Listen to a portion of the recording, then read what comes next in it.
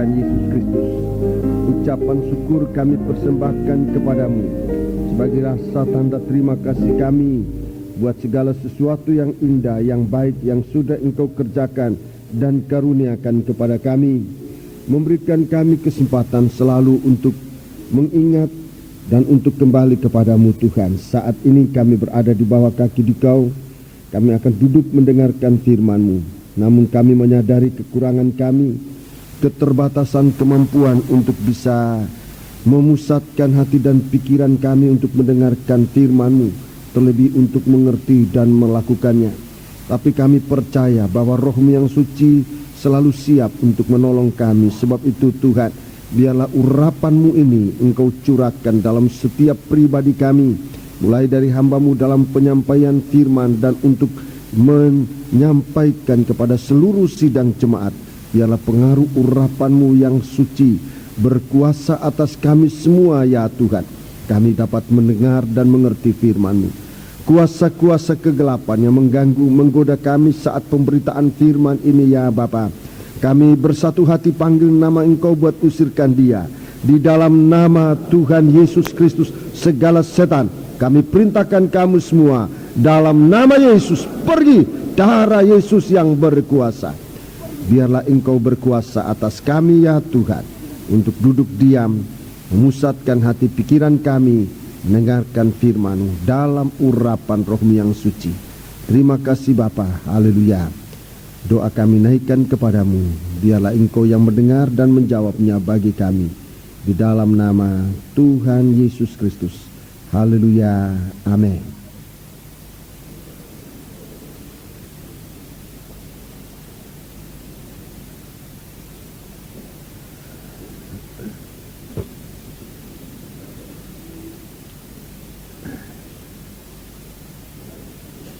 Sidang jemaat yang dikasihi Tuhan, saya menyampaikan salam sejahtera dan selamat berbahagia dalam mendengarkan sabda Tuhan di dalam nama Tuhan Yesus Kristus. Baiklah, kita duduk dengan tenang untuk saat-saat pemberitaan firman Tuhan kita dapat memusatkan hati pikiran kita, dan oleh urapan Roh yang suci kita bisa mengerti firman-Nya, mengingat dan melakukan di dalam kehidupan kita sekalian. Kitab Wahyu Fatsal yang ke-14. Kitab Wahyu Fatsal yang ke-14. Kitab Wahyu Fatsal yang ke-14. Fatsal ini di dalam pengajaran tabernakel berada dalam tanda 7 percikan darah di muka tabut. Ini merupakan penyucian terakhir bagi gereja Tuhan. Percikan darah, 7 kali percikan darah di muka tabut perjanjian ini berbicara tentang penyucian terakhir. Penyucian terakhir untuk gereja Tuhan, di mana sesudah ini gereja Tuhan akan ditampilkan dalam keadaan tanpa cacat dan celah, tetapi dalam kemuliaan Allah untuk layak menerima Kristus sebagai kepala, sebagai mempelai laki-laki, raja di atas segala raja, imam maha besar Tuhan. Kita membaca dalam Fatsal yang ke-14 ini, saudara-saudaraku, 7 kali percikan darah, dan semua ini mengarah kepada penyucian untuk penyempurnaan. Ada beberapa hal yang Tuhan pakai untuk menyucikan sidang jemaat. Sebelum ini, saudara-saudaraku, pertama, darah korban pendamaian. Itu merupakan suatu penyucian pertama. Jadi ada beberapa perkara yang dipakai oleh Tuhan untuk menyucikan sidang jemaatnya. Pertama, darah korban pendamaian. Dulu zaman Israel atau zaman purbakala, mulai dari Adam meningkat kepada Ibrahim sampai kepada zaman Israel. Saudara-saudaraku, darah itu merupakan darah binatang yang dikorbankan di atas mezbah. Di atas mezbah yang disebutkan mezbah korban bakaran. Mezbah korban bakaran. Di atas mezbah ini binatang yang menjadi korban pendamaian.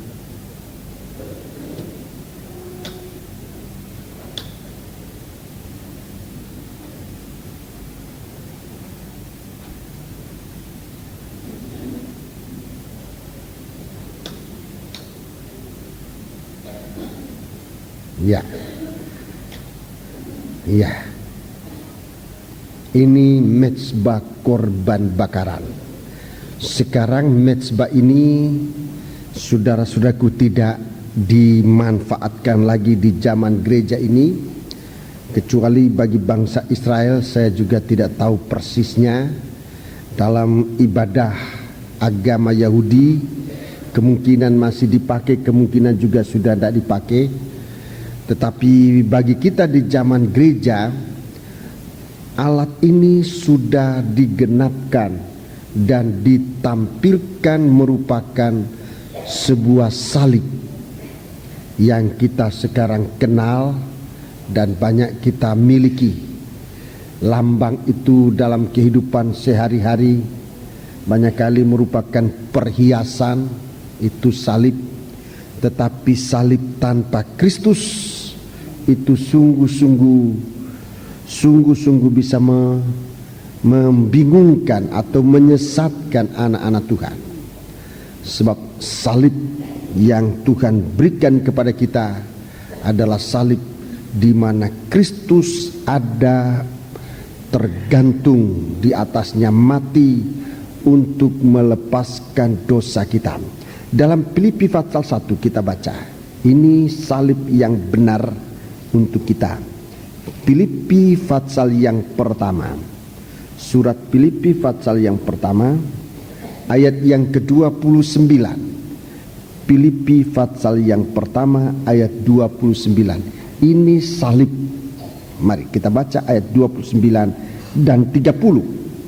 Sebab kepada kamu dikaruniakan bukan saja untuk percaya kepada Kristus. Ya, bukan hanya untuk menjadi orang Kristen, bukan hanya percaya kepada Kristus, melainkan juga untuk menderita untuk Dia. Untuk menderita untuk Dia, seperti Dia di atas kayu salib, menderita bersama Dia, menderita untuk Dia. Terus dalam pergumulan yang sama. Ya, dalam pergumulan yang sama. Seperti yang dahulu kamu lihat padaku. Ya. Dan yang sekarang kamu dengar tentang aku. Ya, jadi saudara perhatikan sekarang pengajaran-pengajaran sesat sungguh membingungkan, dan bukan membingungkan pengertian, tetapi terutama membingungkan iman lewat filsafat manusia. Bahwa Yesus sudah menderita bagi kita, jadi kita tidak perlu lagi menderita. Di sini ayat ini jelas. Kita dipanggil bukan hanya untuk percaya kepada Kristus, melainkan juga untuk menderita untuk Dia. Ini penyucian Allah, menyucikan kita dari dosa-dosa masa lalu. Ini penyucian yang pertama. Korban darah pendamaian, menyucikan kita dari dosa-dosa masa lalu. 1 Petrus pasal yang keempat. 1 Petrus pasal yang keempat. Jadi kita lihat nilai dari penderitaan ini. Nilai dari penderitaan. 1 Petrus pasal yang keempat. Ayat yang pertama. Jadi karena Kristus telah menderita penderitaan pagani. Kristus telah menderita suatu penderitaan badani, kamu pun harus juga mempersenjatai dirimu dengan pikiran yang demikian. Jadi mempersenjatai pikiran dalam Kolose pasal 2 supaya kita tidak disesatkan oleh filsafat dunia yang sia-sia ini. Kamu harus mempersenjatai dirimu dengan pikiran yang demikian. Perhatikan, karena barang siapa telah menderita penderitaan badani, siapa yang menderita penderitaan badani, ia telah berhenti berbuat dosa. Ini namanya mati bersama Yesus, menderita bersama Yesus, salib dan Yesus Kristus. Berhenti berbuat dosa, menerima pengampunan, itu penyucian yang pertama. Pengertiannya adalah pengampunan dan penebusan dan kelepasan. Ini pekerjaan dari korban atau darah korban pendamaian, mengampuni,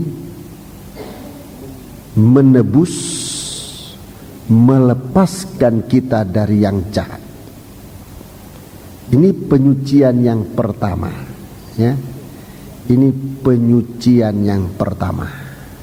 Ini untuk kesekian kalinya saya mengajarkan dalam sidang jemaat, sebab memang saya juga tidak mau berhenti untuk mengajarkan hal ini sampai Tuhan datang. Sebab ini bukan suatu pengetahuan, tetapi harus merupakan pengalaman.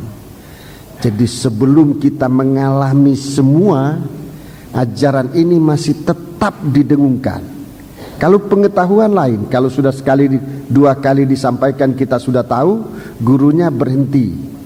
Tetapi karena ini merupakan suatu firman Allah yang bukan pengetahuan tapi harus menjadi pengalaman, maka sebelum kita mengalami pekerjaan darah korban pendamaian, maka firman ini masih terus didengungkan sampai Tuhan nanti berhenti bekerja.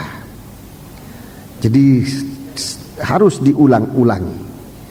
Jadi penderitaan, kemiskinan, kelaparan, kesakitan, penderitaan badani ini suatu ajaran Tuhan untuk kita menyadari, dan kalau kita sadar kita berhenti dari berbuat dosa, saudara-saudaraku, itu namanya pengalaman kematian.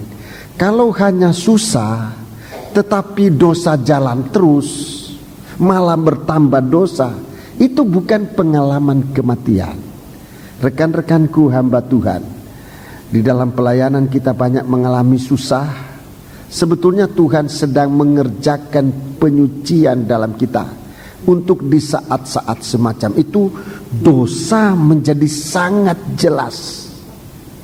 Dalam saat penderitaan kita miskin, kita dihina, kita difitnah, di sana Tuhan sedang memberikan kita kesempatan untuk melihat, untuk memandang segala sesuatu yang tidak benar itu, dan agar kita menyingkir atau melepaskan itu dari diri kita sendiri. Tapi banyak kali saudara-saudaraku dalam pengalaman semacam itu, anak-anak Tuhan sampai pun dengan hamba Tuhan tidak sadar, malah berbuat dosa, bersungut-sungut, mengomel, dan bahkan tinggalkan Tuhan. Dan itu bukan pengalaman kematian. Itu sengsara sama dengan orang dunia sengsara. Di dunia sana juga ada orang lapar, di dunia sana juga ada orang miskin, di dunia sana juga ada orang yang sakit dan sebagainya. Tetapi tidak bisa kita katakan bahwa itu adalah pengalaman kematian bersama dengan Yesus. Bukan. Pengalaman kematian bersama Yesus di dalam penderitaan, dalam pengalaman apapun juga, kita menyadari sesuatu kesalahan dan kita berhenti dari dosa dan kesalahan itu. Itu pengalaman kematian bersama Yesus. Itu salib dan Yesus ada di dalamnya. Itu berkuasa untuk kita. Ini penyucian yang pertama. Penyucian yang kedua kali, saudara-saudaraku, penyucian yang kedua kali adalah sesudah kita berhenti berbuat dosa, maka kita dibawa oleh Tuhan kepada penyucian selanjutnya terhadap dosa-dosa yang akan datang. Terhadap dosa-dosa yang akan datang, dan dosa-dosa itu biasanya iblis pasang seperti suatu jerat. Dan kalau kita terjerat, maka dosa itu mengikat. Dosa itu mengikat artinya sulit untuk dilepaskan. Itu artinya mengikat, nomor satu, sulit untuk dilepaskan. Yang kedua, dosa itu mematikan. Dosa itu mematikan, sulit untuk diakui. Itu namanya dosa yang sudah menjerat. Sesudah berbuat dosa, saudara-saudaraku, sulit untuk diakui, dan itu dosa yang membawa maut. Dan banyak kali dosa itu mengikat kehidupan manusia. Itu dosa yang menjerat. Dalam surat Ibrani, semoga saudara bisa mengerti. Coba kita membaca pasal 12. Ibrani pasal yang ke-12. Ibrani pasal yang ke-12. Mari kita membaca Ibrani pasal 12 ayat yang pertama. Karena kita mempunyai banyak saksi, bagaikan awan yang mengelilingi kita, marilah kita menanggalkan semua beban. Ya, menanggalkan semua beban. Itu dosa yang sudah dilakukan. Beban itu dosa yang sudah dilakukan, harus ditanggalkan lewat korban, kuasa korban pendamaian, lewat darah korban pendamaian. Mari kita lepaskan semua beban itu. Terus, dan dosa yang begitu merintangi kita. Dosa yang begitu merintangi kita. Terus, dan berlomba dengan tekun dalam perlombaan yang diwajibkan bagi kita. Ya, jadi supaya speed kita dalam mengikut Tuhan meningkat.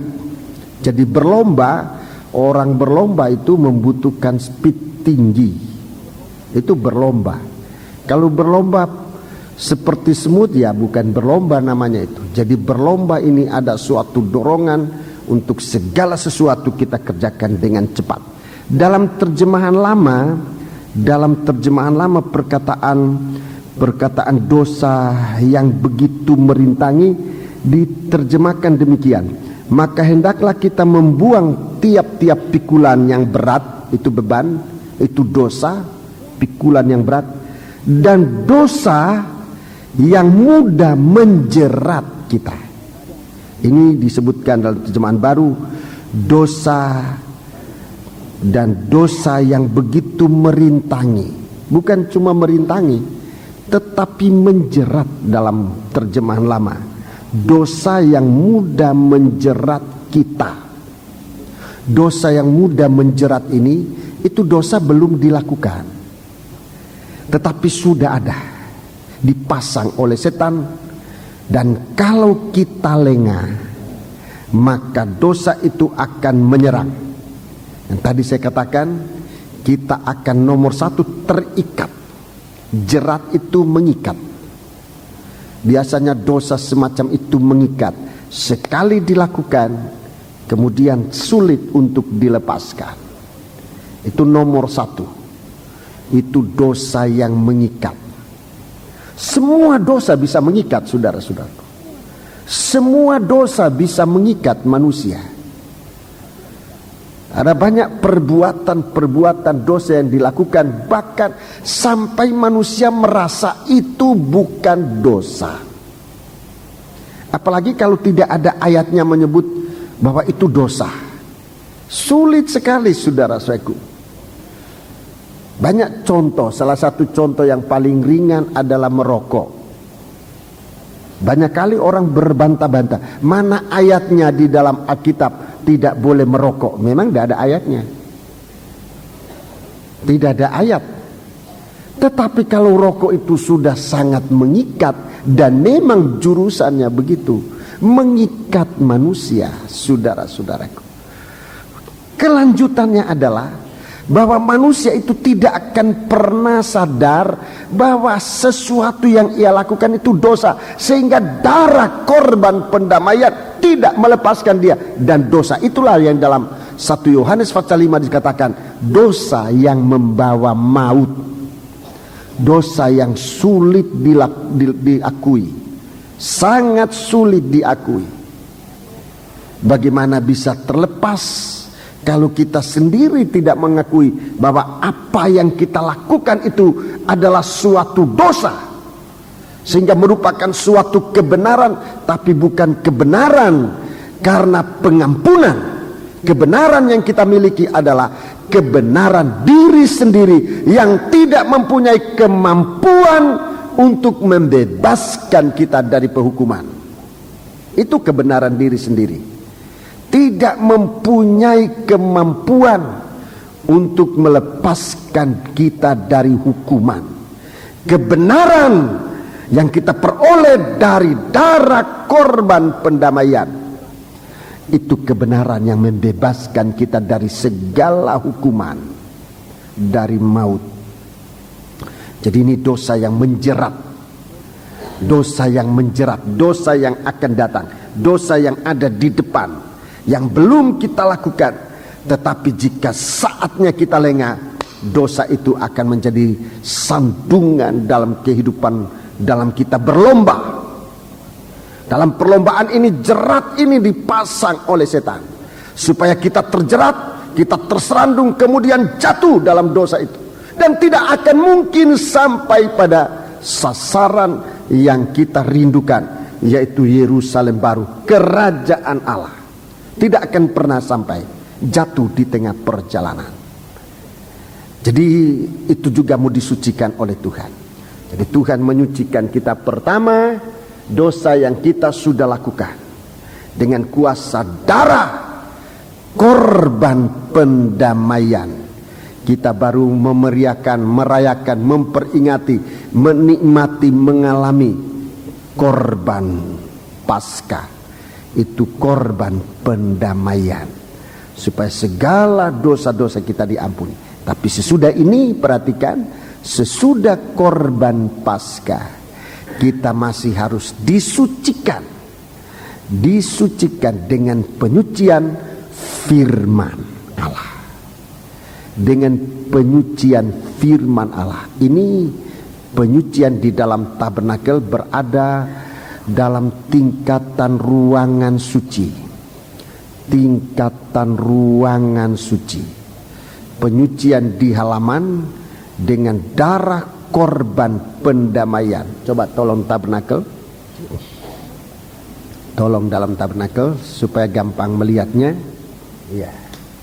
Jadi di halaman itu korban pembenaran berada pada mezbah korban bakaran, darah korban pendamaian. Tapi sekarang dalam ruangan suci, dalam ruangan suci, dalam ruangan suci, dalam ruangan suci, ya. Di dalam ruangan suci, Ibrani pasal yang ke-6, Ibrani pasal yang ke-6 di situ disebutkan demikian.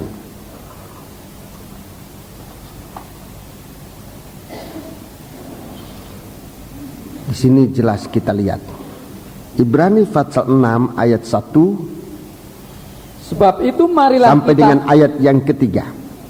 Sebab itu marilah kita tinggalkan asas-asas pertama dari ajaran tentang Kristus dan beralih kepada perkembangannya yang penuh. Ya, jadi perkataan tinggalkan ini bukan artinya buang. Ini para siswa mohon perhatian.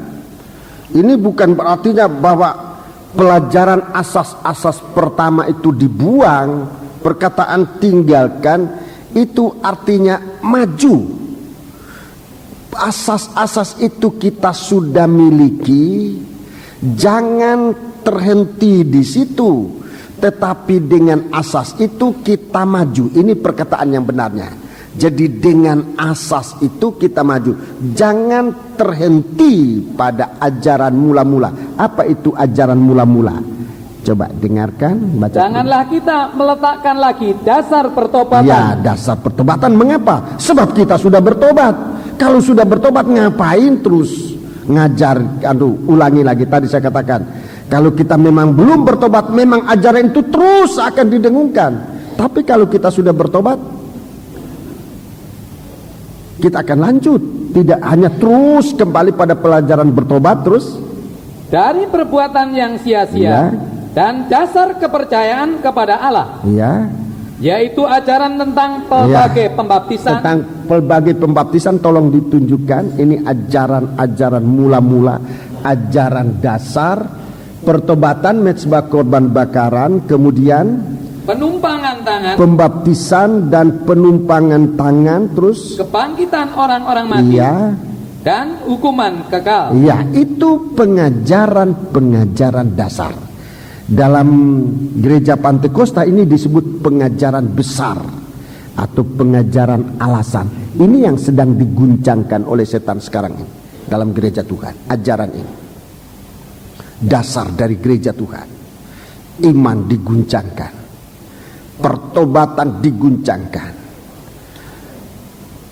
baptisan diguncangkan, ketaatan kita kepada Tuhan diguncangkan. Sehingga dengan demikian gereja Tuhan kehilangan Roh Kudus, sebab tidak ada lagi kelihatan ketaatan yang ada dalam gereja Tuhan, hanya pertengkaran-pertengkaran. Kalau semua anak-anak Tuhan dalam ketaatan firman, tidak ada pertengkaran. Jadi saudara-saudaraku, sesudah asas, sesudah penyucian pertama, tolong penyucian pertama dimulai dari korban, darah korban itu, kita sekarang akan melanjutkan kepada, dikatakan di sini, melanjutkannya kepada perkembangannya yang penuh, ya, di dalam ruangan suci. Perkembangan penuh ini ke ruangan suci. Di sana ada penyucian. Di situ ada penyucian. Pekerjaan penyucian di dalam ruangan suci dimulai dari firman. Ini penyucian firman. Penyucian firman itu yang kita kenal, firman penyucian. Dalam gereja, terutama dalam gereja Kabar Mempelai, banyak kali kita dengung-dengungkan firman penyucian. Memang Tuhan menggunakan firman Allah untuk menyucikan. Firman dalam urapan Roh Kudus. Coba tolong, firman meja roti dan urapan Roh Kudus, kaki dian emas. Firman dalam urapan Roh Kudus menyucikan kita untuk orang-orang suci ini bisa menyembah Allah. Tolong, mezbah, iya. Nah, kalau orang suci itu berdoa, Rasul Yakobus mengatakan doa orang kudus itu besar khasiatnya. Ini doa. Jadi orang Kristen yang bukan cuma diampuni masa lalunya, tetapi hidupnya yang sekarang dan selanjutnya dalam pengaruh firman penyucian. Dalam pengaruh firman penyucian. Nah, mungkin ini yang akan menjadi pertanyaan. Apa itu firman penyucian? Kok firman yang lain apa bukan firman penyucian? Dengar baik-baik, saudaraku. Disebutkan firman penyucian untuk menyucikan. Kita mulai dengan Injil Yohanes pasal 15. Injil Yohanes pasal 15. Di sini mulainya firman penyucian. Dan ini orang banyak enggak tahan. Ini orang banyak enggak tahan dengan firman penyucian ini.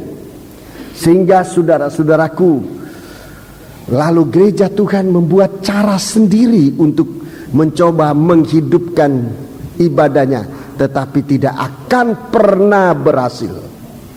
Sebab tanpa kesucian mustahil kita memandang Tuhan. Yohanes pasal yang ke-15. Injil Yohanes pasal yang ke-15. Saudara-saudaraku, kita membaca di sana ayat yang ketiga. Injil Yohanes 15 ayat yang ketiga. Mari. Kamu memang sudah bersih. Iya, ini perkataan bersih harusnya suci. Kamu memang sudah bersih atau suci karena firman yang telah kukatakan kepadamu. Iya, dalam terjemahan lama tegasnya demikian. Kamu ini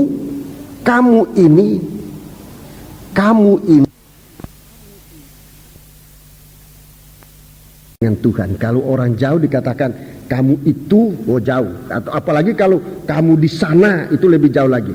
Tapi kalau Tuhan katakan kamu ini, itu artinya orang yang dekat dengan Tuhan. Orang yang dekat dengan Tuhan, itulah murid-muridnya.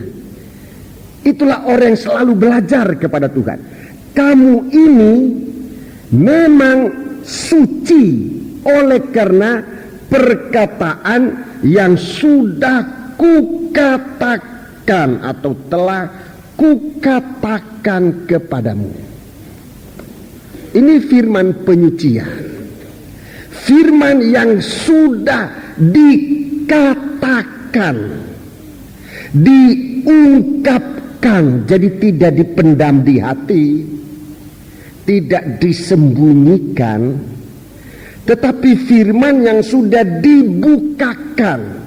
Dikatakan itu artinya tidak rahasia lagi, sudah dikasih tahu. Itu istilah hari-harinya. Firman yang sudah dijelaskan, sudah dibukakan, bukan firman yang tertutup, bukan, tapi firman yang terbuka, yang sudah dibukakan, sudah kita baca, sudah dijelaskan dalam urapan Roh El Kudus. Saudara-saudaraku, kita lalu menjadi mengerti, lalu menjadi percaya. Itulah yang menyucikan kita. Kita disucikan dengan firman yang kita sudah sempat percayai. Jadi firman itu harus dibukakan. Di dalam sidang jemaat harus ada Bible study. Untuk apa?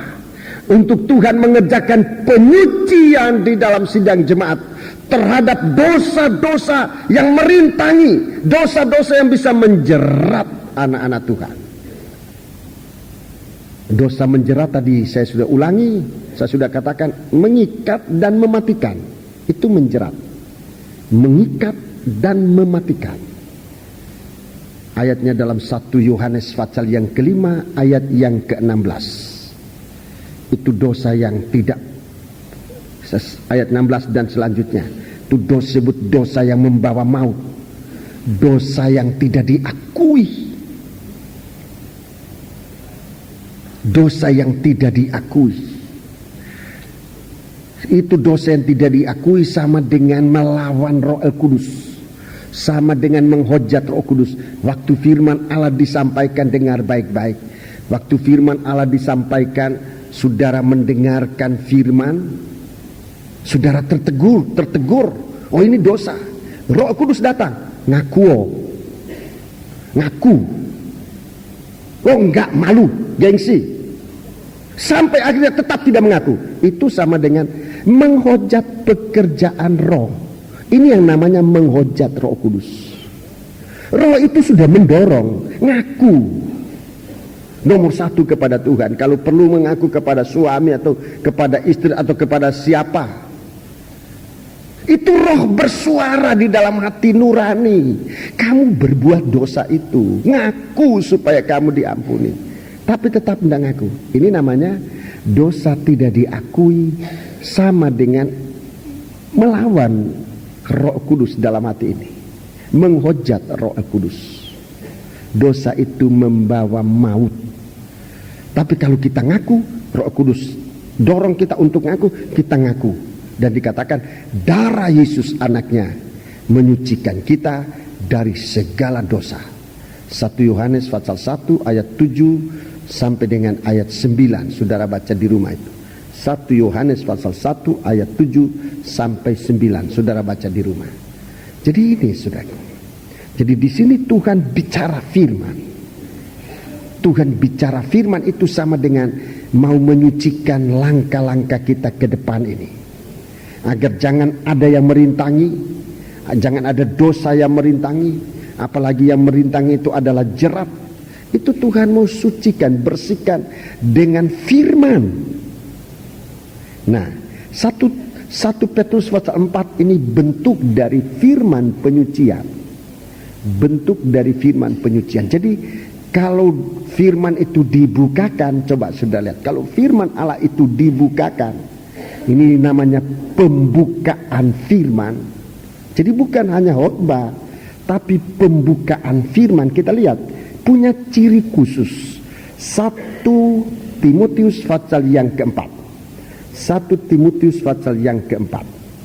Ini disebutkan pembukaan firman menjadi firman penyucian. 1 Timotius pasal 4. Mari. Maafkan, 2 Timotius pasal 4. Bukan 1 Timotius. 2 Timotius pasal 4.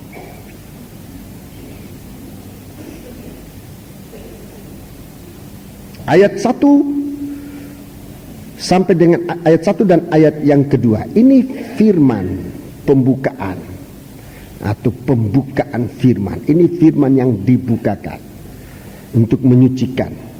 Disebut juga firman penyucian. Mari ayat 1.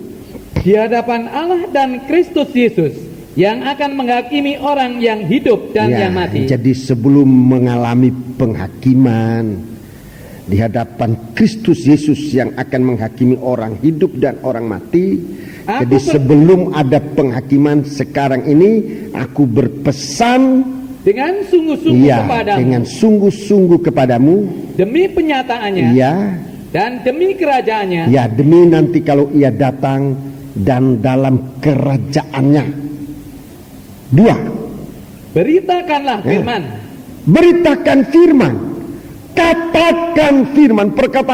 Perkataan beritakan itu suarakan, teriakan, beritakan, sampaikan. Bukakan firman ini, jangan ditutup. Seperti aku sudah berbicara kepada kamu, memang suci oleh karena firman yang telah kukatakan kepadamu. Firman yang telah kukatakan. Sekarang kita mempunyai tugas. Terlebih kita rekan-rekan hamba Tuhan mempunyai tugas. Katakan firman itu, beritakan firman itu, beritakan firman itu. Siap sedialah. Siap sedialah. Baik atau tidak baik waktunya. Jangan sampai aku tidak siap. Harus siap sedia setiap waktu. Baik atau tidak baik waktunya.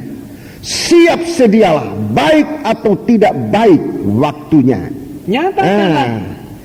Terus nyatakanlah apa yang salah. Nyatakan apa yang salah.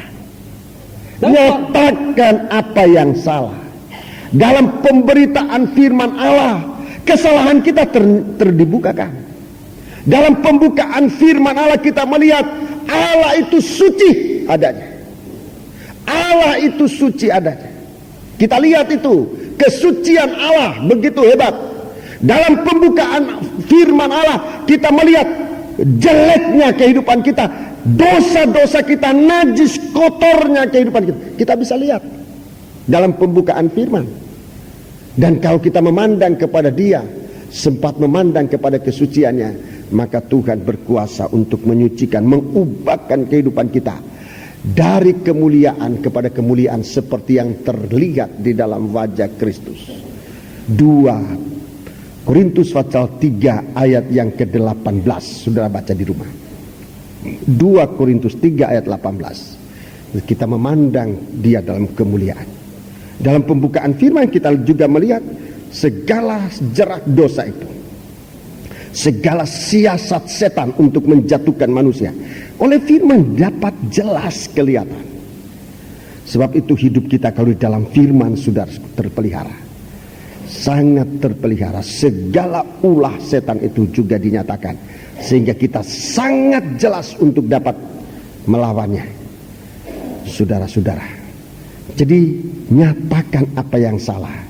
Kemudian saudara lihat, kalau Tuhan menyatakan salah ini supaya kita akui itu kasihnya Tuhan. Tetapi banyak kali anak-anak Tuhan, kalau firman Tuhan menyatakan kesalahan, kita marah-marah.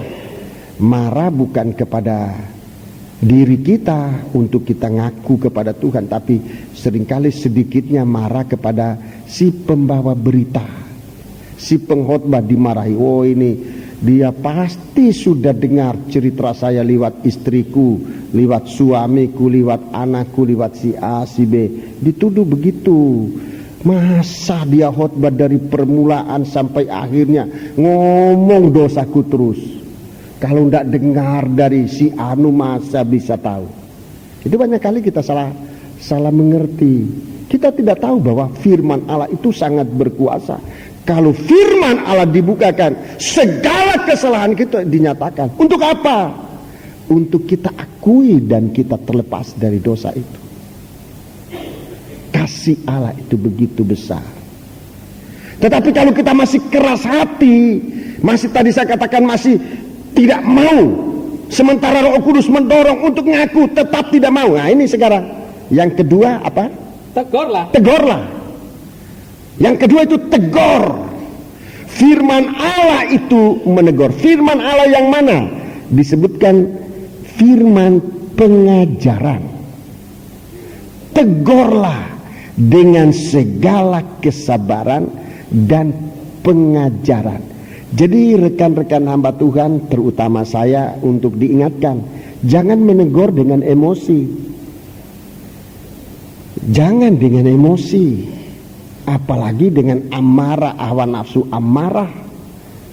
Itu tidak berguna. Dengan kesabaran dan panjang sabar, itu kuasa Allah, itu keteguran akan mengena. Kalau kita menegur dengan kesabaran dan dengan pengajaran, dengan sabar dan dengan perkataan sabar itu dalam arti kasih. Salah satu pengertian tentang kasih adalah panjang sabar. 1 Korintus pasal 13 disebutkan, kasih itu panjang sabar. Menghadapi orang berdosa itu panjang sabar. Tetapi satu waktu kalau kesabaran itu sudah sampai pada batasnya, saudara-saudaraku, dan Tuhan yang akan tampil menghakimi orang mati dan hidup, dia akan menghakimi orang yang tidak menggunakan perpanjangan sabar Allah. Dalam 2 Petrus pasal 3 ayat 9 dan selanjutnya disebutkan Tuhan panjang sabar. Dan dia katakan, gunakanlah perpanjangan sabar Allah itu sebagai kesempatan untuk beroleh selamat. Itu yang disebut oleh Rasul Petrus dalam 2 Petrus pasal yang ketiga. Mulai ayat 9, saudara baca terus, sudah lihat itu panjang sabarnya Allah. Terus yang selanjutnya, tadi tegurlah, terus dan nasihatilah. Iya, nasihatilah juga. Nasihat ini jangan dari akal pikiran ini, dari kekuatan manusia. Sebab akal pikiran kita banyak kali dipengaruhi oleh perasaan, oleh amarah dan sebagainya. Kita nasihati, oh ini saya marah, tapi marah yang baik. Bagus, marah yang baik. Tetapi banyak kali sudah dicampuri dengan hawa nafsu. Jadi nasihatilah dengan segala kesabaran dan pengajaran. Ya, jadi menegur dan menasihati itu harus dengan panjang sabar. Segala kesabaran itu artinya panjang sabar, dan dengan pengajaran. Itu nasihat yang benar. Itu nasihat yang benar. Jadi ini penyucian tingkat yang kedua. Penyucian tingkat yang kedua dalam tabernakel itu penyucian tingkat ruangan suci. Ini nanti akan memberikan pengharapan. Sebab nanti di bumi ini, di dunia ini, orang tidak mempunyai pengharapan lagi. Akan banyak anak-anak Tuhan lari. Sobat saudara lihat gejala keadaan dari gereja Tuhan di akhir zaman. Begitu banyak anak-anak Tuhan yang tidak punya pengharapan, dia lari. Coba baca ayat yang ketiga, ayat 3, ayat yang ketiga. Karena akan datang waktunya, orang tidak dapat lagi menerima ajaran sehat. Terus. Tetapi mereka akan mengumpulkan guru-guru menurut kehendaknya untuk memuaskan keinginan telinganya. Ayat 5:4. Mereka akan memalingkan telinganya dari kebenaran dan membukanya bagi dongeng. Terima kasih. Jadi ini sudah terjadi sekarang. Orang-orang meninggalkan pengajaran yang sehat. Meninggalkan pengajaran yang sehat, tidak tahan lagi atas ajaran yang sehat. Pelariannya dua tempat. Pelariannya dua tempat. Nomor satu, ke dunia. Ini pelarian anak-anak Tuhan yang tidak suka ditegur, tidak suka disucikan. Dia larinya ke dunia. Dia kembali ke dunia. Dan di sana dia akan binasa bersama dunia itu. Itu pelarian pertama. Yang kedua, mau lari ke dunia, mungkin dia pikir, wah, masa kita harus lari ke dunia? Ya larinya nanti ke pengajaran sesat ini. Larinya kepada pengajaran sesat. Mencari guru-guru yang cocok selera. Yang mengizinkan selera. Mau bikin ini boleh. Yang istri 2 boleh. Ada ajaran-ajaran sesat di dalam 1 Timotius pasal yang keempat. 1 Timotius pasal keempat itu ajaran-ajaran sesat. Itu terjadi akhir zaman. Itu tempat pelarian nanti. Itu tempat pelarian. Coba lebih baik dibaca 1 Timotius pasal 4. 1 Timotius pasal 4. Ini tempat pelarian. Ayat 1. Tetapi Roh dengan tegas mengatakan bahwa di waktu-waktu kemudian ada orang yang akan murtad lalu mengikuti roh-roh penyesat dan ajaran setan-setan. Murtad di sini meninggalkan iman, gugur dari iman, gugur dari iman. Jadi mereka tidak lari ke dunia, tapi membentuk kelompok-kelompok, saudara-saudaraku, dengan ajaran bukan ajaran firman, ajaran setan-setan. Ajaran setan-setan. Ayat yang kedua, coba baca. Oleh tipu daya pendusta-pendusta yang hati nuraninya memakai cap mereka. Dan ini tipu daya pendusta-pendusta hebat sekali, saudaraku, dalam mengumpulkan orang-orang semacam ini hebat sekali. Jadi kalau kita lihat, saudaraku, sekarang ini terjadinya nomor 1, banyak anak-anak Tuhan gugur lari ke dunia. Memang anak Tuhan itu ada salahnya. Kedua, banyak anak-anak Tuhan tinggalkan gereja, pergi kepada persekutuan kelompok-kelompok yang tidak berdasarkan pengajaran yang benar, tapi pengajaran yang sesat dengan tipu daya manusia yang mengombang-ambingkan anak-anak Tuhan, sehingga ajaran itu tidak membawa manusia kepada Kristus sebagai kepala. Dan ini yang sekarang yang akan merajalela. Pengajaran mempelai adalah pengajaran yang membawa anak-anak Tuhan kembali kepada Kristus sebagai kepala. Itu dalam Efesus pasal 4. Nanti tentu saya akan sampaikan itu, tapi saya sebutkan saja. Jadi kelompok gereja-gereja ini atau kelompok-kelompok persekutuan-persekutuan ini malah menentang suatu pertumbuhan terhadap kepada Kristus sebagai kepala. Ini akan di-cut. kemudian diajarkan ajaran-ajaran yang lain yang disebutkan dalam ayat 2 ini, itu tipu daya pendusta-pendusta. Itu tipu daya pendusta-pendusta.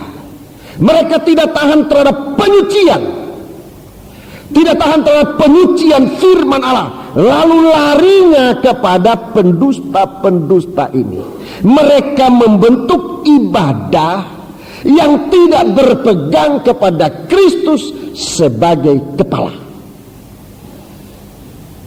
Jadi tidak ada arah pertumbuhan dari ibadah itu kemana. Mereka dibohongi mentah-mentah, mereka ditipu mentah-mentah. Dalam Kolose pasal 2, Kolose pasal 2, kita lihat ini larinya dalam gereja Tuhan. Tapi saudara-saudaraku, kesalahan tidak sepenuhnya pada anak-anak Tuhan, pada anggota gereja. Banyak kali juga kesalahan ada pada kita hamba-hamba Tuhan. Mengapa saya sebut demikian? Sebab kita tidak menyampaikan pengajaran secara jelas. Kalau kita sudah menyampaikan pengajaran secara jelas tapi masih ditolak, kita ada keberanian menghadap kepada Tuhan bahwa kita tidak berbuat salah dalam matinya satu jiwa. Kita sudah mengajarkan, kita sudah ucapkan, kita sudah ajarkan, tapi mereka lebih suka pendusta-pendusta daripada ajaran sehat. Kolose 2, surat Kolose pasal yang kedua. Surat Kolose pasal yang kedua.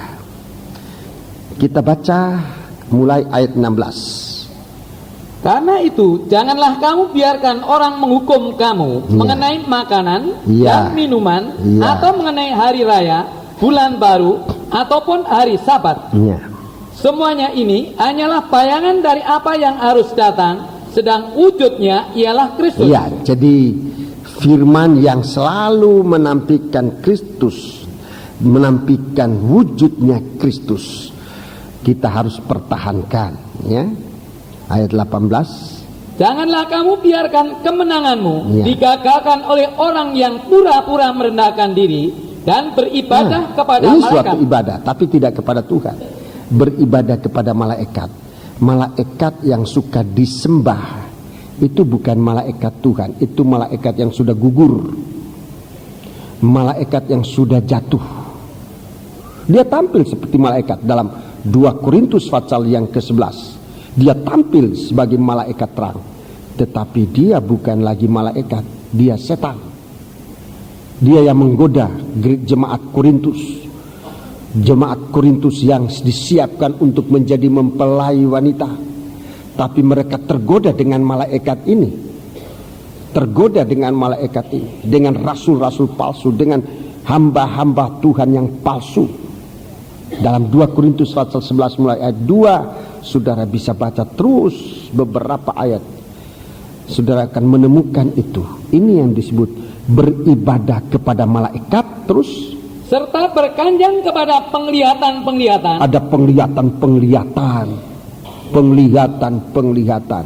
Terus dan tanpa alasan membesar-besarkan diri oleh pikirannya yang duniawi. Jadi ibadah semacam itu membesarkan diri dengan pikiran daging, pikiran yang duniawi, pikiran daging. 19, perhatikan.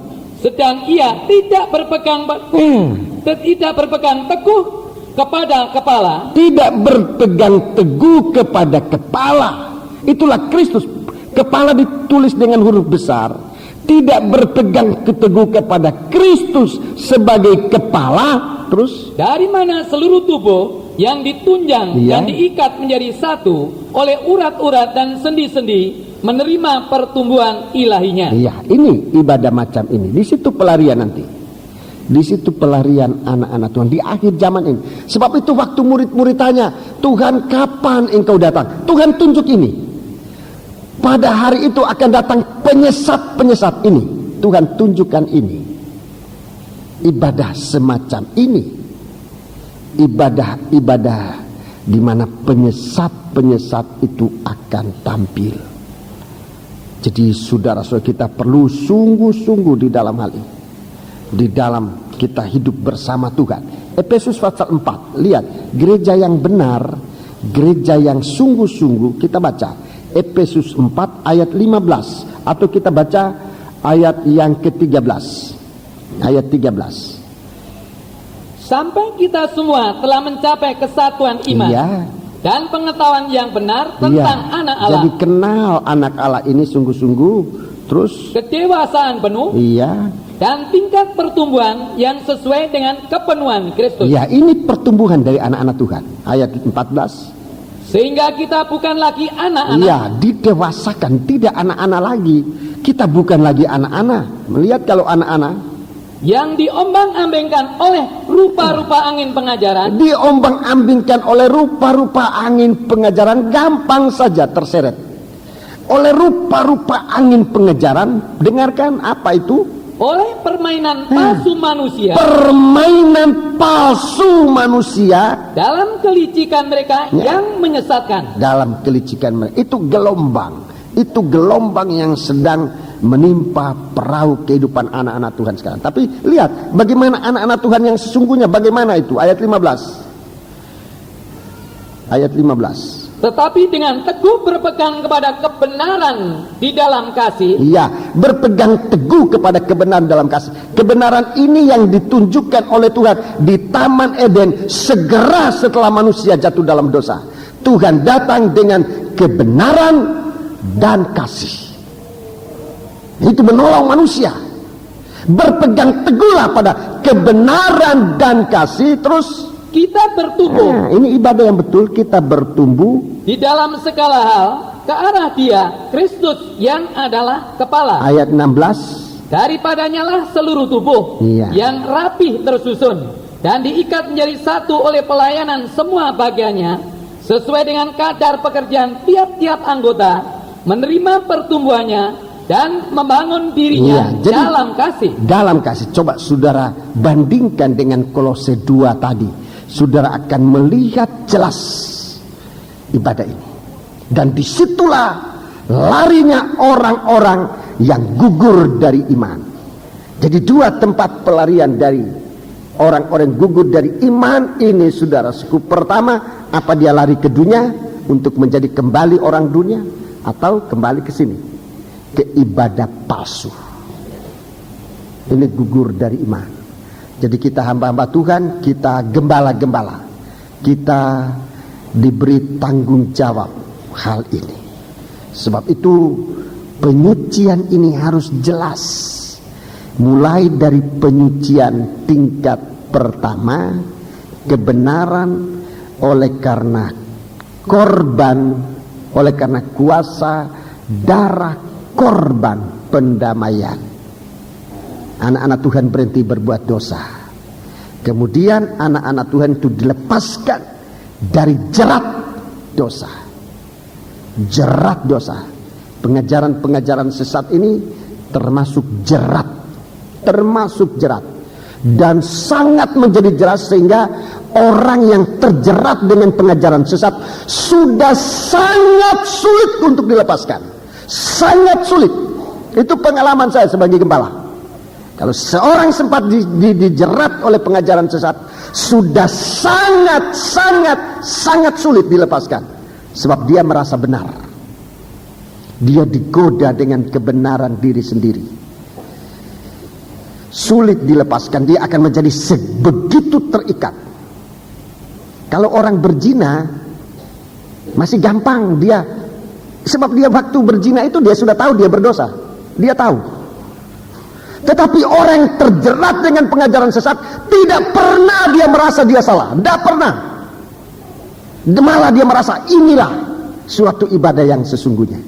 Tidak pernah dia merasa bahwa dia keliru. Dan membuat orang itu tidak akan pernah terlepas. Dia di situ dijerat, dia di situ diikat untuk saatnya dimatikan. Nanti jerat itu akan kelihatan. Dia Wahyu 20. Mereka itu akan dilemparkan ke dalam lautan api. Saudara-saudaraku, itu kematian. Sebab itu jangan main-main dengan pengajaran sesat. Itu suatu jerat.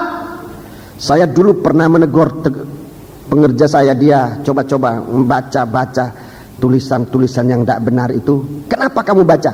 Untuk banding-bandingkan. Waktu dia bilang banding-bandingkan, saya tambah marah. Ini pengajaran Alkitab, firman Alkitab itu adalah kebenaran dan tidak perlu dibandingkan. Kita percaya kebenaran ini, segala sesuatu itu akan gugur, tidak akan mungkin menguasai kita. Dalam Efesus 4 tadi, dalam ayat 13, kalau tidak salah ayat 14, 13, 14 tadi, kita menjadi dewasa sehingga kita tidak bisa lagi diombang-ambingkan dengan berbagai-bagai macam angin pengajaran dari orang-orang yang menyesatkan. Tidak mungkin lagi. Tekun dalam pengajaran ini. Nah, ini saudara, ini penyucian. Kesucian itu yang sedang dicari oleh Tuhan dalam gereja Tuhan. Untuk kesucian semacam ini ditingkatkan. Sekarang dalam penyucian yang terakhir. Tolong.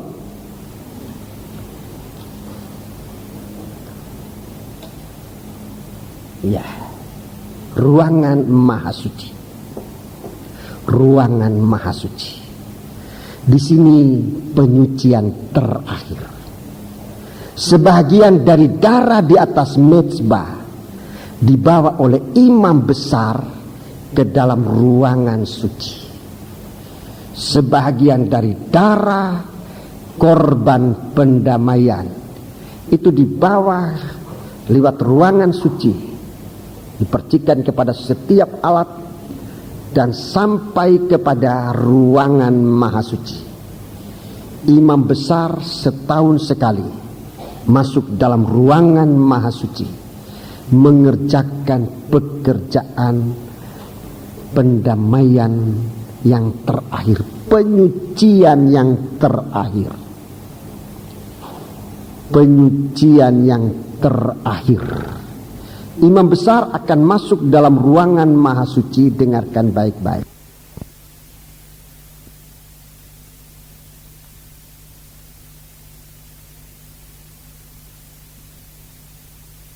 Itu membawa darah untuk dipercikan. Dan setelah percikan darah ini, di tangan yang satu ada ukupan. Itulah yang akan dipersembahkan kepada Tuhan. Ukupan dupa yang akan dibakar merupakan suatu bau harum yang akan naik di hadapan Tuhan. Jadi saudara-saudaraku, kita lihat penyucian yang terakhir ini, penyucian yang tertinggi dengan 7 kali percikan darah. 7 kali percikan darah dalam perjanjian lama disebut dalam kitab Imamat. Imamat pasal yang ke-16. Di situ hari raya pendamaian. Saudara baca ayat 1 sampai 34 ya. Ayat 1 sampai ayat 34 kita baca beberapa ayat. Ayat pertama dan ayat yang kedua. Sesudah kedua anak Harun mati, yang terjadi pada waktu mereka mendekat ke hadapan Allah, berfirmanlah Tuhan kepada Musa, firman Tuhan kepadanya, katakanlah kepada Harun kakakmu, supaya ia jangan sembarang waktu masuk ke dalam tempat kudus di belakang tabir, ke depan tutup pendamaian yang di atas tabut, supaya jangan ia mati, karena aku menampakkan diri dalam awan di atas tutup pendamaian. Ya, sudah baca di rumah. Ini pekerjaan dalam hari raya pendamaian. Itu dengan darah, saudara-saudara, dengan darah yang diambil dari darah yang mulai dari atas mezbah, korban pendamaian. Puji Tuhan. Jadi ini yang tadi saya katakan, penyucian yang terakhir. 7 kali percikan darah di muka tabut. Coba muka tabutnya di.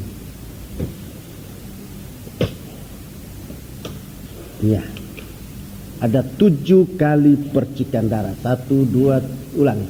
1, 2, 3, 4, 5, 6, 7. 7 kali percikan darah. Ini penyucian terakhir untuk gereja Tuhan. Dan orang yang bisa masuk dalam penyucian akhir ini adalah orang-orang yang masuk dalam penyembahan. Tanpa penyembahan tidak mungkin mampu untuk hidup di dalam percikan darah yang terakhir. Begitu berat. Kita sudah mendekati ini, saudaraku. Sebab itu doa kita harus tetap dinaikkan. Dalam kita bekerja, dimulai dari doa, ditingkatkan sampai pada doa. Dimulai dari doa, dilanjutkan dengan doa, diselesaikan dalam doa. Ini pekerjaan dalam penyucian, saudara. Dimulai dalam doa, dilanjutkan dalam doa, diselesaikan dalam doa. Itu merupakan suatu dupa yang berbau harum di hadapan Tuhan. Asap ini harus tetap harum. Asap ini harus tetap harum. Di atas mezbah korban bakaran, saudara-saudaraku, dari atas mezbah bau dari lemak domba, dari daging yang dibakar sampai habis, merupakan bau yang harum di hadapan Tuhan. Ada bau yang harum. Di atas meja roti sajian ada dupa yang dipersembahkan, berbau harum di hadapan Tuhan. Demikian juga nanti waktu percikan darah yang terakhir itu dinaikkan bersama dengan asap dupa yang berbau harum di hadapan Tuhan. Jadi saudaraku, saatnya kita berdoa sekarang ini, doa yang sungguh-sungguh dalam menyembah Tuhan. Kita dalam pekerjaan ini, saudara, kita lanjut dalam doa. Waktu kita masuk, kita dalam kesempatan ini kita dipercayakan 3 kali pekerjaan yang kita harus dukung dalam doa. Baru satu yang kita sudah selesaikan adalah kebaktian pasca persekutuan. Dan doa sudah harus dilanjutkan kembali. Sebetulnya mulai hari Senin yang lalu kita sudah harus berdoa terus lanjutan itu, ya. Kita melanjutkan kembali doa rantai yang sudah kita mulaikan sejak bulan Januari Februari yang lalu. Kita lanjutkan, kita sudah pilih jam berapa itu. Lanjutkan kembali di hari-hari ini. Selama sebulan ini kita masih terus berdoa, sebab kita masih 2 pelayanan. Nanti tanggal 21, 22 di Manila, saudara-saudaraku. Kemudian tanggal 26, 27, 28, 29. 26, 27, 28, 29, 4 hari di Amsterdam. Kemudian akan diselesaikan tanggal 31 juga di Nederland, di Nijmegen. Itu hari kepenuhan Roh Kudus, ya. Jadi ini pekerjaan yang Tuhan percayakan kepada kita. Pekerjaan besar yang Tuhan percayakan kepada kita. Dukunglah dalam doa. Kita masuk pada penyucian, mengarah kepada penyucian terakhir, dan hanya orang yang hidup dalam penyembahan itu yang bisa masuk. Hanya orang yang bisa, hanya orang yang hidup dalam penyembahan yang bisa masuk. Yang tidak hidup dalam penyembahan bukan tidak boleh masuk, tidak mampu, nggak mampu. Sebab begitu berat, daging akan bersuara di situ, daging akan mengomel, daging akan bersungut-sungut, daging akan putus asa. Daging akan putus asa. Lalu kemudian sudah, kalau tidak bisa ya sudah, putus asa.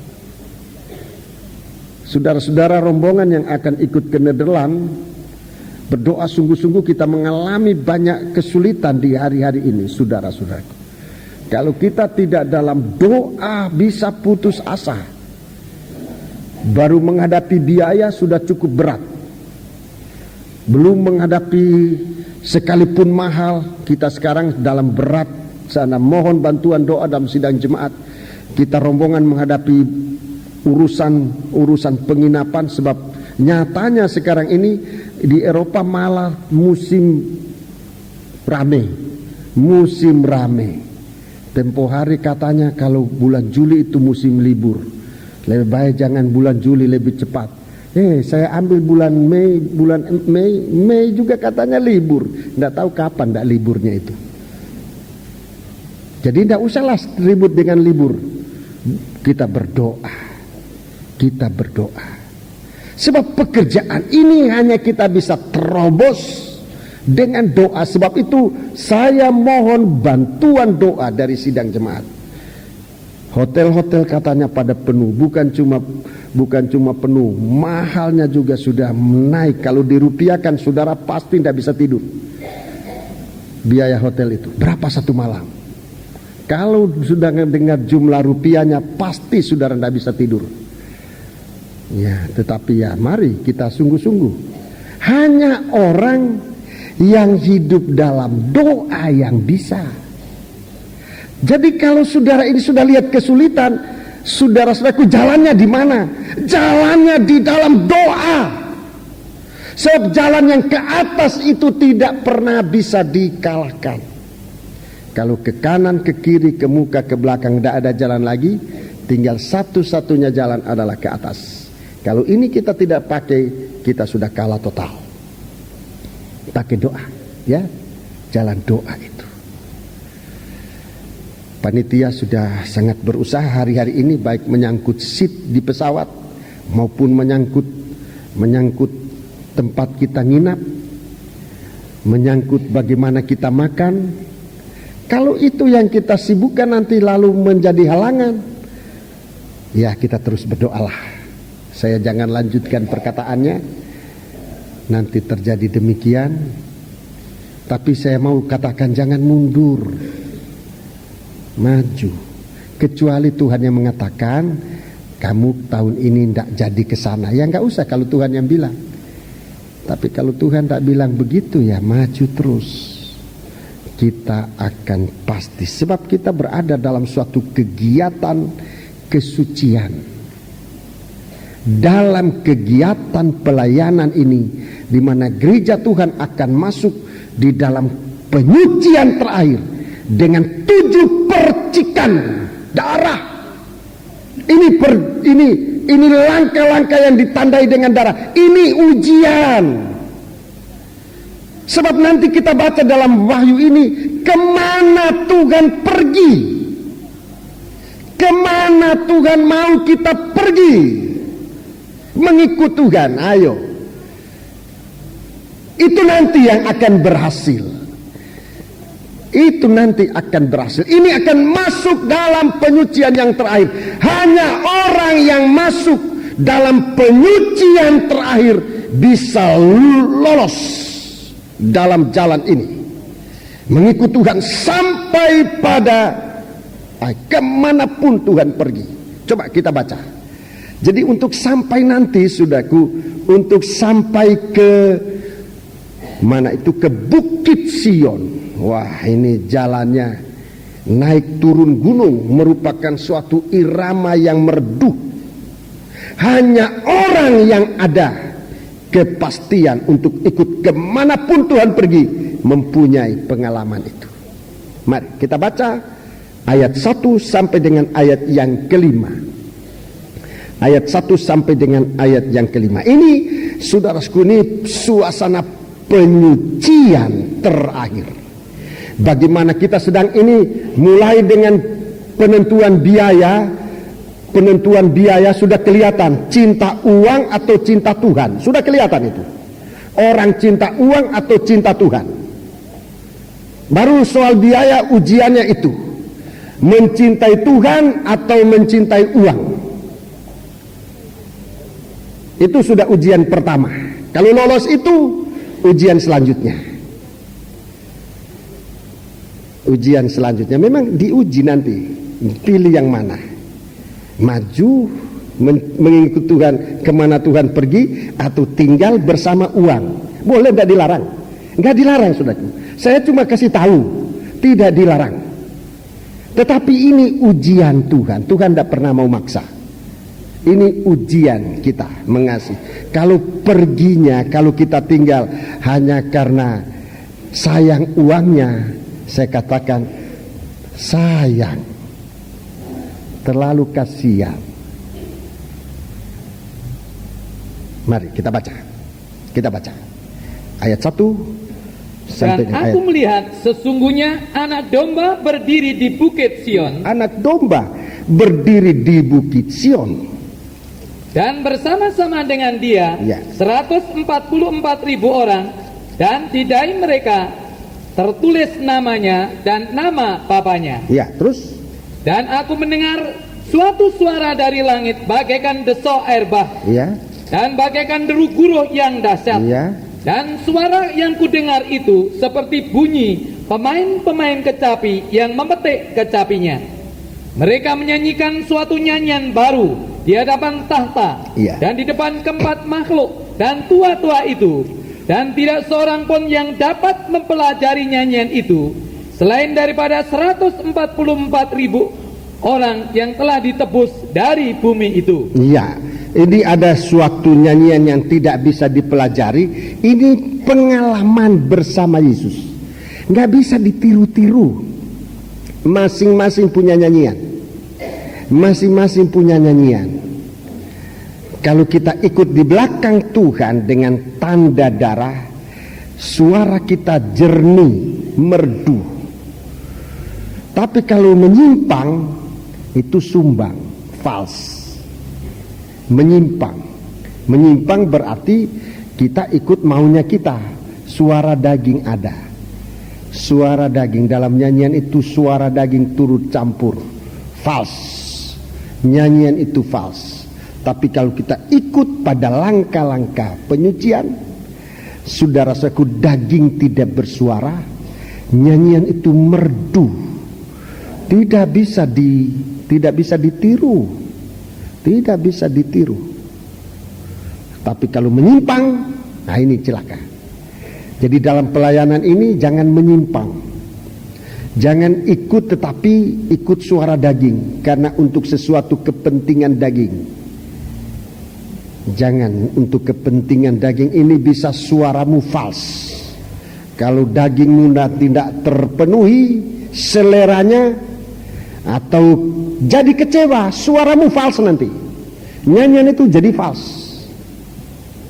Tapi kalau ikut dari belakangnya Tuhan, apapun yang akan terjadi, suara untuk memuji Tuhan itu sangat merdu dan memang tidak bisa dipelajari oleh orang lain.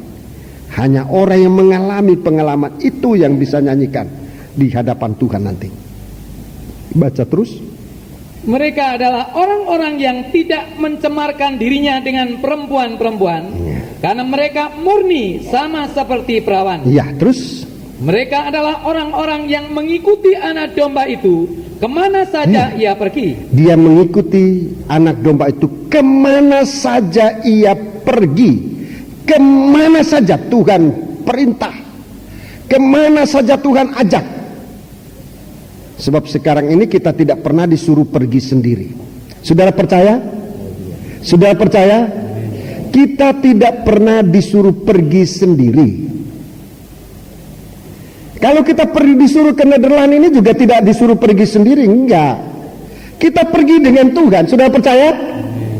Amin. Yang tinggal juga tinggal dengan Tuhan. Tuhan itu di mana-mana. Yang tidak dengan Tuhan, yang emosi, itu tidak dengan Tuhan, itu false nanti. Jadi kalau tinggal karena memang maunya Tuhan demikian, ya Tuhan tinggal bersama kita. Kalau kita pergi dengan maunya Tuhan, kita juga demikian bersama Tuhan. Terus Mereka ditebus dari antara manusia sebagai korban-korban sulung bagi Allah dan bagi anak domba itu. Dan di dalam mulut mereka tidak terdapat dosa, mereka tidak bercela. Iya, Markus pasal 16. Markus pasal 16, supaya saya tunjukkan bahwa kita kemana saja Tuhan perintahkan, tidak sendiri, kita mengikut Tuhan, kita bersama dengan Tuhan, tidak sendiri. Kita ke Nederland, kita ke mana itu, ke satu lagi ke Manila, tidak sendiri. Ayat 19 dan 20. Sesudah Tuhan Yesus berbicara demikian kepada mereka, terangkatlah ia ke surga, lalu duduk di sebelah kanan Allah. Iya, dia duduk di sebelah kanan Allah. Mereka pun pergilah memberitakan Injil ke segala penjuru. Iya, memberitakan Injil ke segala penjuru. Dan Tuhan turut bekerja. Tuhan turut bekerja. Kita tidak disuruh pergi sendiri. Tuhan berangkat bersama kita. Tuhan bekerja bersama kita. Tuhan turut bekerja. Terus? Dan meneguhkan firman itu dengan tanda-tanda yang menyertainya. Iya, jadi inilah suatu kekuatan saudara-saudara.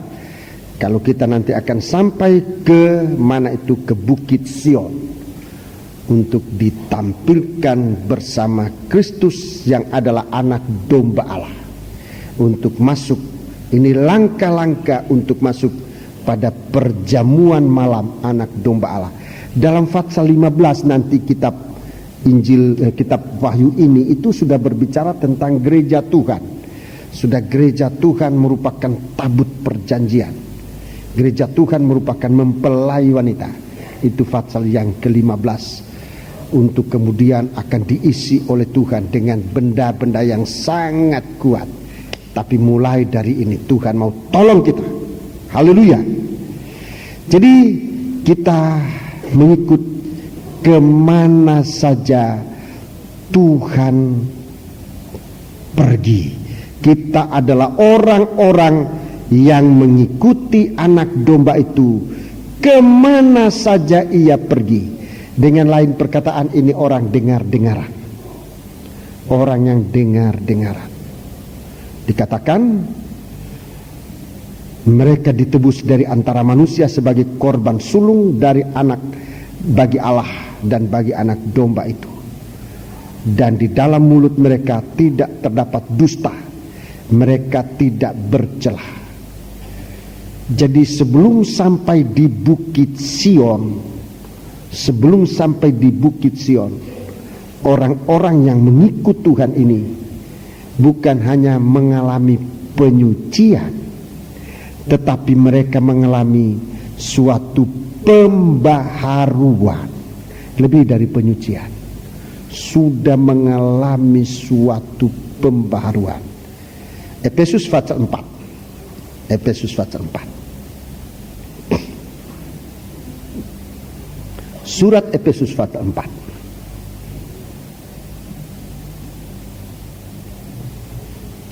Ayat yang ke-17. Jadi ini orang yang bergerak mengikut Tuhan itu. Orang yang bergerak mengikut Tuhan. Mari kita baca ayat 17. Sebab itu kukatakan dan kutegaskan ini kepadamu di dalam Tuhan. Kutegaskan kepadamu dalam Tuhan. Jangan hidup lagi sama seperti orang-orang yang tidak mengenal Allah, dengan pikirannya yang sia-sia. Terus? Dan pengertiannya yang gelap, jauh dari hidup persekutuan dengan Allah, karena kebodohan yang ada di dalam mereka, dan karena kedegilan hati mereka. Ini kalau kita ini sudah disucikan, apa tujuan penyucian itu? Apa tujuan penyucian itu? Penyucian itu artinya kita disendirikan, kita dipilih, kita diasingkan dari sekian banyak manusia untuk sesuatu. Untuk sesuatu ini adalah untuk melakukan kehendak Tuhan. Itu penyucian. Saya ulangi, penyucian itu artinya kita dipilih, kita diambil dari sekian banyak orang, dikhususkan atau disingkirkan, disendirikan untuk maksud, untuk sesuatu maksud dari Allah, untuk melakukan kehendak Tuhan. Sebab itu di sini Rasul Paulus mengatakan, kutegaskan kepadamu, jangan hidup sama seperti orang-orang yang tidak mengenal Allah dengan pikiran yang sia-sia. Jadi memang kita disucikan itu supaya kita tidak seperti orang itu. Dan pengertiannya yang gelap, yang jauh dari persekutuan dengan Allah, tidak ngikut Tuhan, karena kebodohan yang ada di dalam mereka dan karena kedegilan, kekerasan hati manusia. Ini orang-orang yang mau dipakai oleh Tuhan. Ini orang-orang yang akan dibawa sampai nanti ke Bukit Sion. Orang yang diambil dari sekian banyak orang, dipilih oleh Tuhan, disingkirkan untuk berpikiran seperti Kristus berpikir, untuk berperasaan seperti Kristus berperasaan, untuk ditingkatkan tinggi menjadi bintang-bintang di tengah-tengah dunia yang gelap. Orang ini saudaraku. Ayat 19. Lihat perasaan mereka telah tumpul. Lihat, perasaan mereka tumpul. Tidak bisa menampung perasaan Kristus. Perasaan mereka telah tumpul. Sehingga mereka, tadi dikatakan dalam ayat 17, pikiran mereka sia-sia. Pikiran mereka sia-sia. Di sini ayat yang ke-19, perasaan mereka tumpul. Perasaan mereka sudah tumpul. Jadi tidak punya perasaan seperti Yesus berperasaan dalam Filipi pasal yang kedua ayat 5. Tidak lagi berpikir seperti Yesus berpikir, sebab pikiran yang mereka pakai pikiran dunia yang sia-sia. Mereka punya perasaan telah tumpul. Ulangi ayat 19. Perasaan mereka telah tumpul sehingga mereka menyerahkan diri kepada hawa nafsu dan mengerjakan dengan serakah segala macam kecemaran. Tetapi kamu bukan demikian. Kamu telah belajar mengenal Kristus. Iya, jadi kita ini mau ikut Tuhan ini, saudara-saudaraku, permulaannya belajar mengenal Kristus. Efesus pasal yang sebelumnya tadi, saudara-saudaraku, kita sampai kepada pengertian, belajar sampai kepada pengenalan yang benar tentang Kristus adalah anak Allah. Jadi bukan hanya mengenal dia sebagai sumber kekayaan, bisa kita kenal dia, oh dia yang memberikan berkat, bisa kita kenal dia tidak hanya sebagai seorang tabib yang menyembuhkan kita, bisa, tetapi belum sampai kita puncak pengenalan kepada dia, bahwa dia itu bukan hanya tabib, bukan hanya memberkati, bukan hanya menolong, tetapi dia itu adalah anak Allah. Sampai setinggi itu pengenalan kita kepada Tuhan. Kamu telah mendengar tentang dia, kamu telah belajar mengenal Kristus. 21. Karena kamu telah mendengar tentang dia dan menerima pengajaran di dalam dia menurut kebenaran yang nyata dalam Yesus. Ayat 22. Yaitu bahwa kamu berhubung dengan kehidupan kamu yang dahulu. Berhubung dengan kehidupan kamu yang dulu. Kalau berhubung dengan kehidupanku yang dulu, yang kotor, yang tidak benar, terus harus menanggalkan manusia lama. Harus menanggalkan manusia lama yang menemui kebinasaannya oleh nafsunya yang menyesatkan. Terus supaya kamu dibarui di dalam roh dan pikiranmu. Dalam roh dan pikiranmu. 24. Dan mengenakan manusia baru. Mengenakan manusia baru yang telah diciptakan menurut kehendak Allah di dalam kebenaran dan kekudusan yang sesungguhnya. Terima kasih. Di sini surat ini sangat jelas. Orang yang tumbuh kepada Kristus, ke arah Kristus yang adalah kepala, itu nanti menjadi manusia baru. Tubuh Kristus adalah manusia baru. Tubuh Kristus itu adalah manusia baru. Itu tubuh Kristus dalam ibadah yang berkenan kepada Allah. Coba kita lihat ciri dari manusia baru ini. 25. Karena itu buanglah dusta, berkatalah benar seorang kepada yang lain, karena kita adalah sesama anggota. Iya, ini tubuh Kristus. Terima kasih. Kita sesama anggota tubuh Kristus. Buanglah segala dusta dan berkatalah benar seorang kepada yang lain. Dalam ayat yang kelima tadi, Wahyu pasal 14 itu Tuhan tunjukkan ciri dari orang yang mengikut Tuhan ini. Mereka manusia baru, tidak ada dusta di dalam mulutnya. Berarti mereka manusia baru yang sudah menerima Kristus sebagai kepala. Dan itu berarti tidak bisa dipisahkan lagi. Tidak bisa dipisahkan lagi. Kalau mereka menerima Kristus sebagai kepala, itu artinya tidak akan bisa dipisahkan lagi. Itulah manusia baru, saudara-saudaraku, yang menemui keadaan yang sebenarnya. Jadi dalam kitab Wahyu pasal 14 itu disebutkan mereka itu tidak berdusta, tidak ada dusta. Ayat, dan di dalam mulut mereka tidak terdapat dusta, mereka tidak bercelah. Yakobus pasal yang ketiga, surat Yakobus pasal yang ketiga, ayat yang kedua. Surat Yakobus pasal yang ketiga, ayat yang kedua. Sebab kita semua bersalah dalam banyak hal. Dalam banyak hal kita bersalah. Barang siapa tidak bersalah dalam perkataannya, Ya, tidak bersalah dalam perkataannya, ia adalah orang sempurna yang dapat juga mengendalikan seluruh tubuhnya. Iya. Jadi saudara-saudaraku, kesempurnaan itu dimulai dari bagaimana kita berbicara sesuatu, bagaimana kita bicara benar, bagaimana kita bicara benar. Benar di sini dalam dua arti. Pertama, tidak salah. Kedua, tidak berdusta.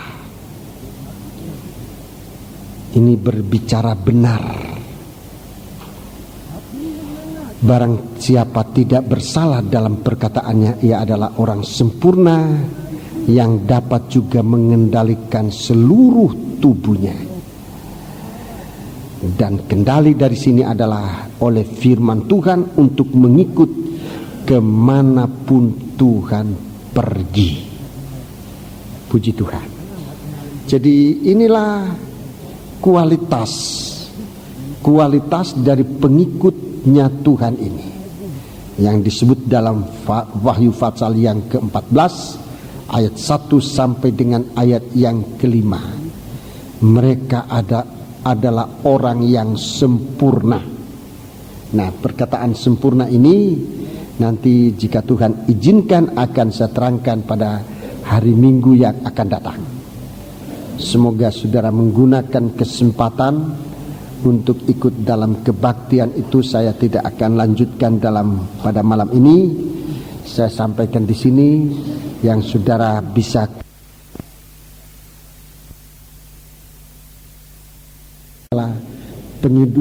pengikutan orang-orang yang sudah dibenarkan artinya dosa-dosa masa lalunya sudah diampuni, dosa masa lalu sudah diampuni. Mereka adalah orang yang disucikan.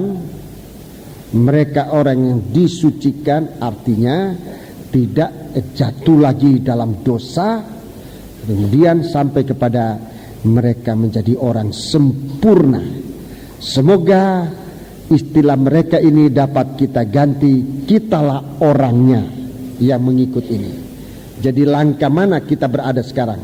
Langkah pembenaran, mengikut Yesus dalam pembenaran. Tinggallah, nikmatilah langkah pembenaran itu dengan darah korban pendamaian. Kalau kita dalam langkah penyucian, tinggallah dalam firman pengajaran. Jangan menyimpang kepada pengajaran-pengajaran yang lain, untuk nanti sampai pada kesempurnaan, di mana dari mulut kita akan keluar penyembahan yang berbau harum di hadapan Tuhan. Jadi dari mulut kita tidak keluar dusta, tidak keluar perkataan yang salah, tapi semua perkataan yang kita ucapkan untuk memuji dan memuliakan Tuhan. Puji Tuhan. Itulah firman untuk malam ini.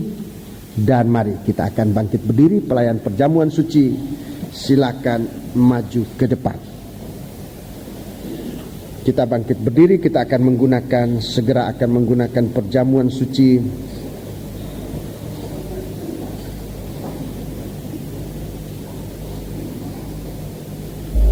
Kita melakukan nyanyian itu, hatiku rindu akan firman.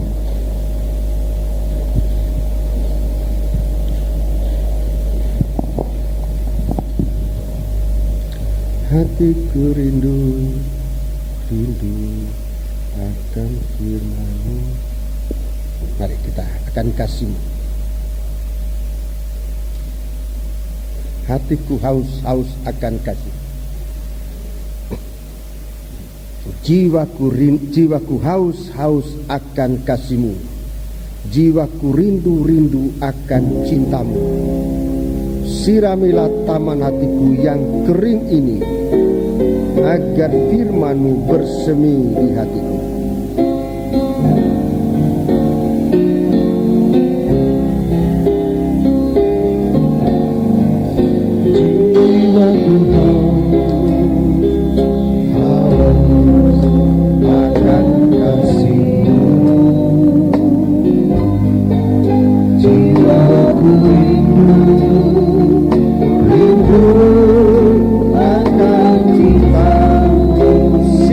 Taman hatiku yang kering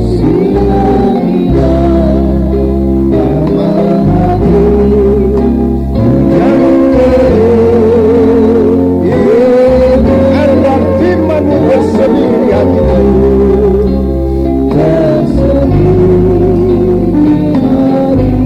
Oh Yesus kekasih,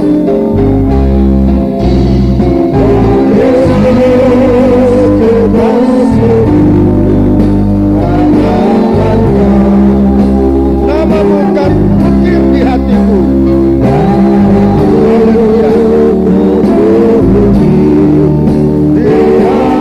Seumur hidupku hanya bagi-Mu Yesus.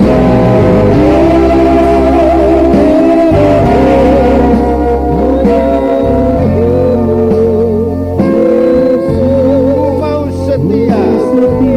setia selamanya. Seumur hidupku hanya bagi-Mu Yesus.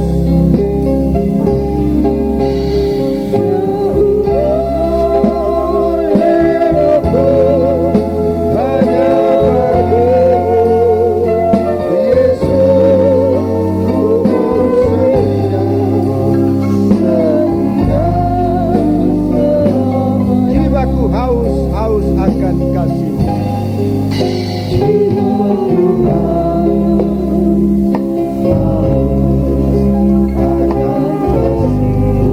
Haleluya.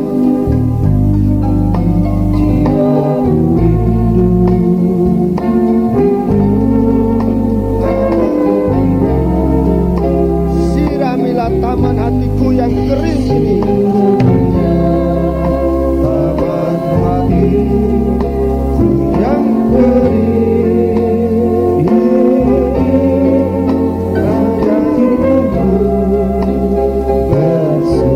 Kita angkat tangan kita dua ke atas, sembahlah Dia, agungkan dan pujalah Dia.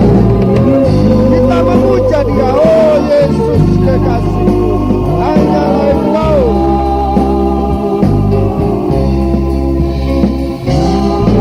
Biar nama ini dimeteraikan di akal kita, di dahi kita, nama ini ditulis. Haleluya.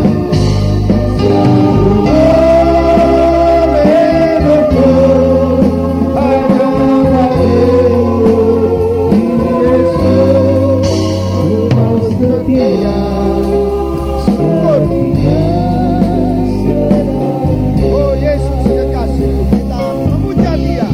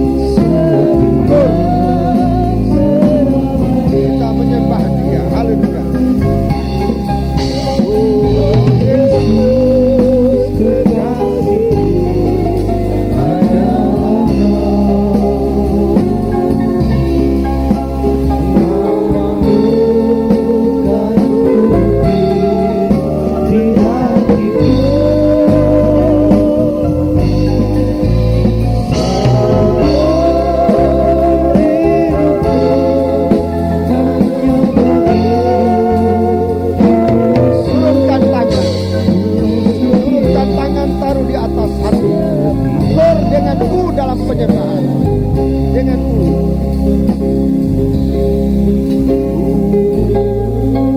perlahan-lahan. Dan aku melihat sesungguhnya anak domba berdiri di bukit Sion, dan bersama-sama dengan dia 144.000 orang, dan di dahi mereka tertulis namanya dan nama Bapanya.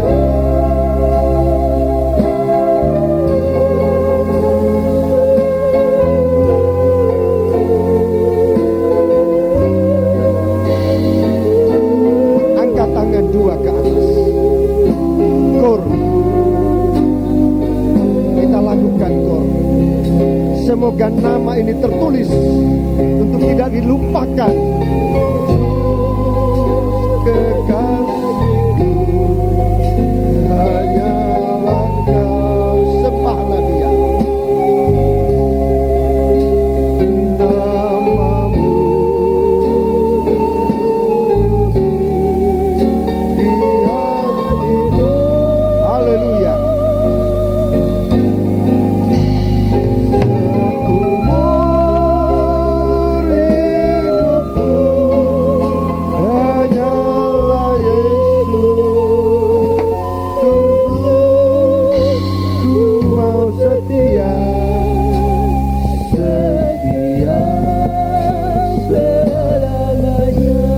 Sambil menyembah oh Yesus, apakah kita mengasihi yang lain lebih dari Yesus? Apa kita mengasihi dunia lebih dari Yesus? Tuhan bertanya, apakah engkau mengasihi aku lebih dari yang lain? Haleluya. Jawaban kita adalah, kalau kita mau mengikut kemanapun Dia pergi, itu tanda kasih kita kepada Dia.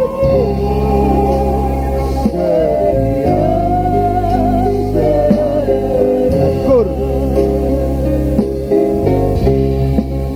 Oh Yesus, sembahlah Dia.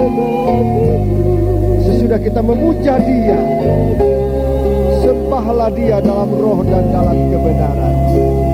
Haleluya, haleluya, haleluya. Ukirkan namamu di dahi kami, ukirkan namamu di hati kami Tuhan. Haleluya, haleluya.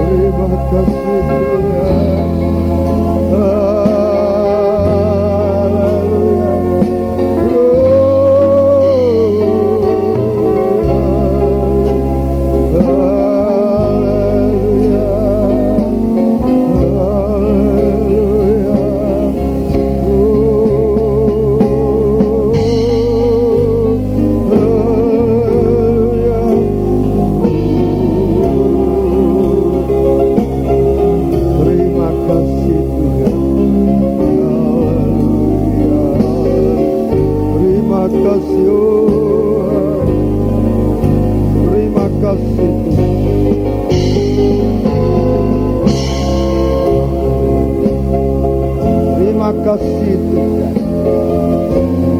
Haleluya. Terima kasih Tuhan. Kepadamu kami persembahkan hidup kami, agar jangan kami menghabiskan hidup kami ini hanya untuk perkara daging, hanya untuk perkara dunia yang dikuasai oleh setan. Tapi kuasailah kehidupan kami juga untuk menjadi milik pribadi-Mu, sampai kami ditampilkan bersama Engkau di dalam kemuliaan. Turunkan tangan. Terima kasih Tuhan, terima kasih. Engkau sudah mengasihi kami dengan bukti Engkau sudah menyerahkan segala-galanya. Engkau sudah meninggalkan surga, datang ke bumi ini untuk menjadi korban pendamaian, menyucikan dan menyempurnakan kami. Sekarang tubuh dan darah-Mu disediakan bagi kami. Kami ingin masuk menyatu bersama Dikau dalam tubuh dan darah-Mu ini. Tuhan, Engkau lihat dosa dan kesalahan kami di masa yang lalu. Bahkan di saat kami berdiri di hadapan hadirat-Mu, Engkau tahu apa yang ada di dalam hati kami. Engkau tahu apa yang ada di dalam pikiran kami. Bapa, percikan darah-Mu kiranya akan menghapuskan semuanya. Firman-Mu akan membawa kami kepada penyucian untuk mengenal Engkau sebenarnya adalah anak Allah, mempelai laki-laki dari surga. Terima kasih Tuhan. Sekarang Bapa, saatnya kami akan menerima tubuh dan darah-Mu. Setelah Engkau menghapuskan dosa kami, sekarang oh Tuhan, layakkanlah kami menerima berkat dari perjamuan suci ini yang akan kami terima di dalam nama Allah Bapa dan Anak dan Roh Kudus, yaitu Tuhan Yesus Kristus. Haleluya. Amin. Kita melakukan nyanyian ini sementara kita dilayani dengan perjamuan.